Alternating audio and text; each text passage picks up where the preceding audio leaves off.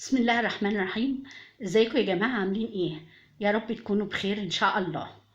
النهاردة فيديو جديد، وقبل ما نبدأ الفيديو ما تنسوش تشتركوا في القناة وتعملوا لايك وشير وتتفرجوا على فيديوهاتي اللي قبل كده وتدعموني وتعملوا لي تعليقات جميلة منكم. دلوقتي نبدأ الفيديو. انا هتكلم النهاردة عن الإعلامية صدفة جاد او الشيف صدفة جاد. انا لسه متفرجه حالا على فيديو ليها.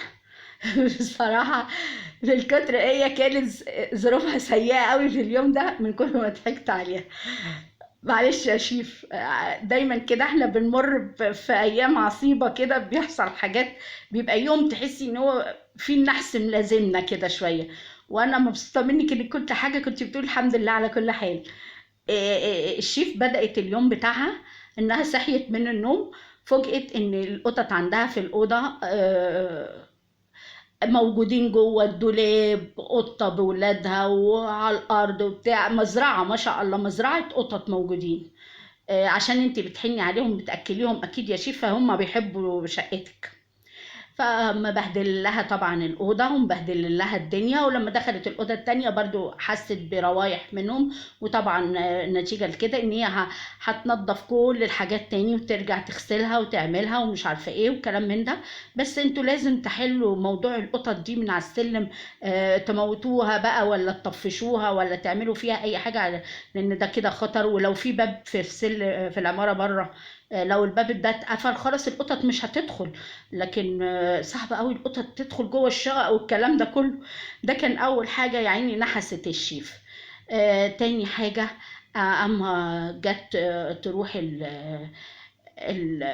البرنامج بتاعها، وفوجئت ان العربيه عايزه تغير الكاوتش بتاعها. كان كريم قايل اللي بتاع الكاوتشات يعمله بالليل، ما عملوش. نزلت الصبح عشان تركب لان عربيتها عشان بتروح متأخر وكده، ففوجئت ان هو ما خلصوش. اضطرت ان هي تاخد اليونيفورم اللي موجود عندها متعلق في العربية ولبسته وراحت. فوجئت ان وهي على باب مدينة الانتاج بالتاكس، فوجئت ان هي الاشارب مش لايق على ال- الدرس اللي لابساه او اليونيفورم اللي لابساه. دخلت تسأل كريمة، لا ما حدش ياخد اشاربي مش عارفة ايه، لغاية ما حد قال لها انا معايا اشارب، والحمد لله طلع لونه ماشي معاها.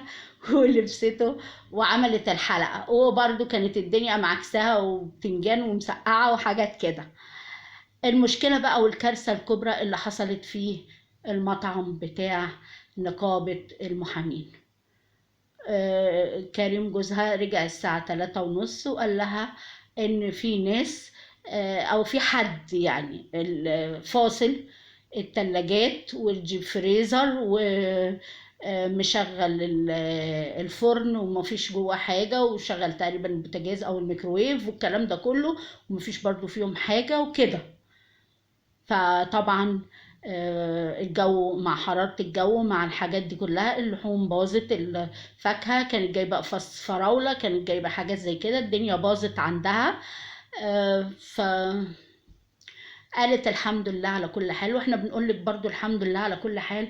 العين فلقت الحجر يا شيف، ما تزعليش. وانت قدها وقدود وان شاء الله تعوضيها. وخلوا بقى بالكم، يعني ما تعرفيش مين اللي بيدخل عندكم وبيبوظ لكم الدنيا كده، لان مش معقول كل الخراب ده هيحصل مره واحده كده. وبتقولي باين حد فصل الكاميرات، يعني مش هتقدروا تعرفوا ايه اللي حصل بالظبط.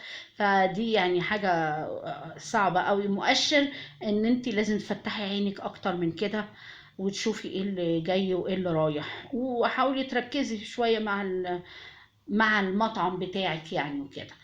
آه، معلش يا شيف، انا مبسوطه جدا. اليوم بتاع الافتتاح بتاعك عملتي اكتر من حاجه، وبترجعي البيت تعملي اكل وتعملي شرب وبتخلصي حاجاتك وكله، يعني بصراحه انا اقدر اسميكي المراه الحديديه.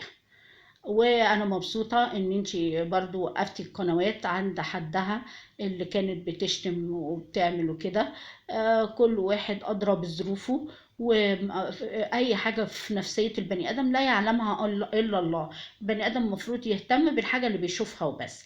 واللي بيحب يشوف قناة بيشوفها، اللي ما بيحبش يشوفها ما بيشوفهاش، مش لازم يعني يقطع في فروة صاحبها يعني. فمعلش يا شيف، دايما كده ان هو يعني المتفوق وكده بتبقى العين عليه دايما. لو جبتي بقى واحد كسلان، واحد بتاع، مش هتلاقي حد يبص له.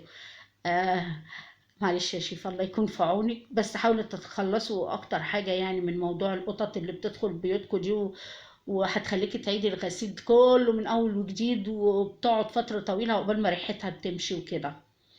ماشي، الله يكون في عونك يا شيف. وده كان الفيديو بتاعي، ومعلش الحمد لله على كل حال.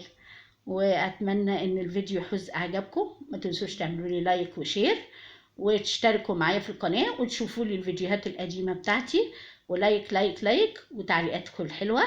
والسلام عليكم ورحمة الله وبركاته.